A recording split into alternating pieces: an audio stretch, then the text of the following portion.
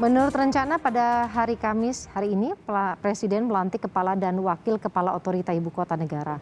Mantan Wakil Menteri Perhubungan Bambang Susantono dipilih untuk memimpin ibu kota negara baru Nusantara.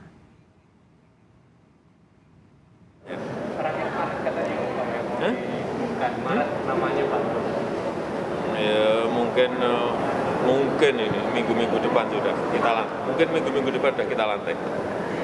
Seperti apa, Pak?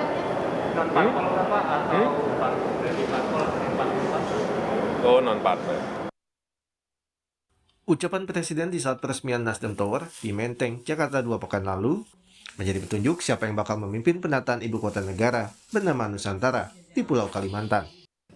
Dan Bambang Susantono, Wakil Menteri Perhubungan era pemerintahan Susilo Bambang Yudhoyono yang terpilih sebagai ketua. Sementara Doni Rahayu, petinggi Sinar Maslen, pengembang Kota Mandiri Bumi Serpong Damai atau BSD menjadi wakilnya. Jejak Bambang Susantono di perencana pembangunan dan perkotaan memang sudah terekam. Sebagai doktor di bidang infrastruktur dari Universitas California Berkeley, Bambang jadi wakil presiden Asian Development Bank dan juga ketua umum Masyarakat Transportasi Indonesia. Sementara Doni Rahayu adalah direktur pelaksana kantor presiden Sinar Maslen. Sinar Maslen adalah pengembang Kota Mandiri Bumi Serpong Damai. Menteri Dalam Negeri Tito Karnavian menyatakan kepala otorita ini menjadi pemimpin setingkat menteri yang memimpin sebuah wilayah setara provinsi. Pimpinannya disebut dengan kepala kawasan otorita setingkat menteri. Tapi bentuk pemerintahannya sendiri adalah setingkat provinsi. Sehingga dia memiliki keleluasaan dan fleksibilitas untuk mengatur kawasan ini supaya nggak terikat dengan kementerian lembaga. Nggak terikat dengan peraturan-peraturan daerah sekitarnya. Dengan status ini, kepala otorita bakal menghadapi tantangan, terutama berurusan dengan lembaga negara dalam pemerintahan daerah.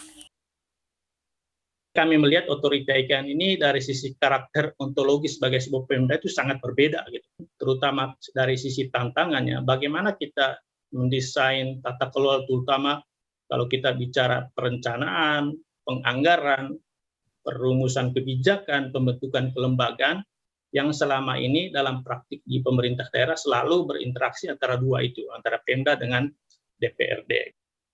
Selain urusan penataan, kepala otorita dan wakilnya juga bakal menghadapi tantangan pendanaan.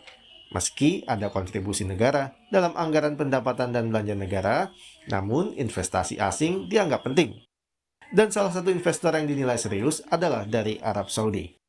Berbagai proyek yang ingin Crown Prince Muhammad bin Salman untuk kita kerjasamakan, yaitu termasuk tadi ibu kota, termasuk suplai crude oil ke Indonesia untuk nanti petrochemical kita sebanyak kira-kira 1,4 juta barrel per hari. Mereka masuk dalam sovereign wealth fund kita, jadi PIF mereka akan masuk di INA berbagai macam proyek.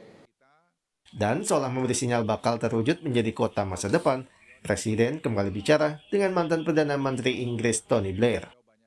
Blair menjadi ketua eksekutif lembaganya, Tony Blair Institute for Global Change, yang fokus pada perubahan iklim dan lingkungan hidup. Menurut rencana, Nusantara memang bakal menjadi kota yang sangat memperhatikan lingkungan hidup dengan pepohonan dan kelestarian alam. Tim Liputan, Kompas TV. Ada rekan kami Jona Hamonangan di Istana Negara yang memantau jelang pelantikan kepala dan wakil kepala otorita ibu kota negara baru bernama Nusantara. Jona, pukul berapa pelantikan akan dilangsungkan nanti? Ya, rencana nanti akan dilakukan pelantikan pada pukul 3 sore, di mana pelantikan akan langsung dipimpin oleh Presiden Joko Widodo di Istana Negara. Tentu saja ini menjadi hal yang cukup menarik.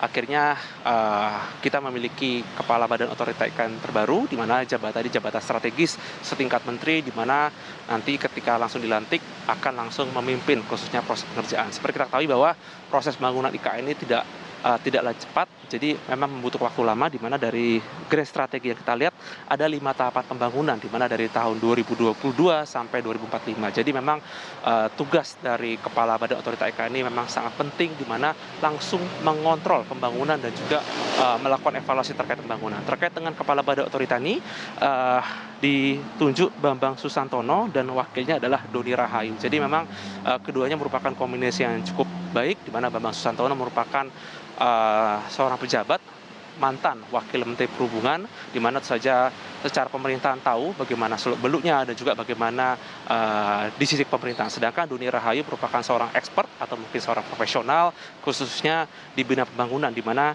jabatan dari Doni Rahayu adalah Managing Director President Office Sinarmas Land, di mana kita tahu bahwa Sinarmas cukup sukses dalam membangun. Tentu saja banyak hal yang menjadi kombinasi unik terkait dengan pembangunan. Apalagi kalau kita lihat dari konsep pembangunan ini juga menganut berbagai hal, misalkan seperti pembangunan ekosistem berkelanjutan dan juga bagaimana kita bisa memaksimalkan terkait dengan ekosistemnya. Pasti penunjukan dari Kepala Badan Otorita IKN ini sangat penting dalam hal untuk sebagai orang yang bisa langsung mengevaluasi dan orang yang bisa langsung memantau bagaimana proyek pembangunan khususnya di IKN yang ada di Kalimantan Timur ini. Woro? Pernah jadi Wakil Menteri Perhubungan, apa yang kemudian membuat Bambang Susantono ini menjadi pertimbangan Presiden Jokowi untuk menjadi Kepala Otorita? Jona?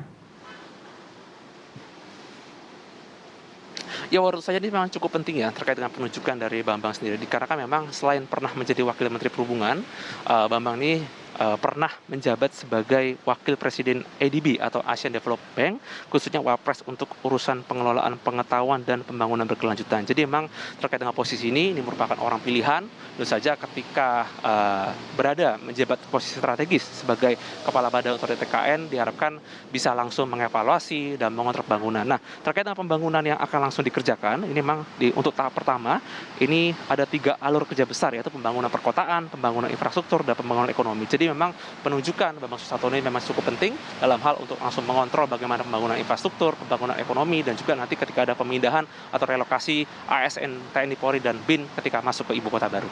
Baik, kami tunggu nanti bagaimana laporan Anda saat pelantikan Kepala Otorita IKN dan juga Wakil Kepala Otorita IKN. Terima kasih Jona Hamonangan dari Istana Negara Jakarta.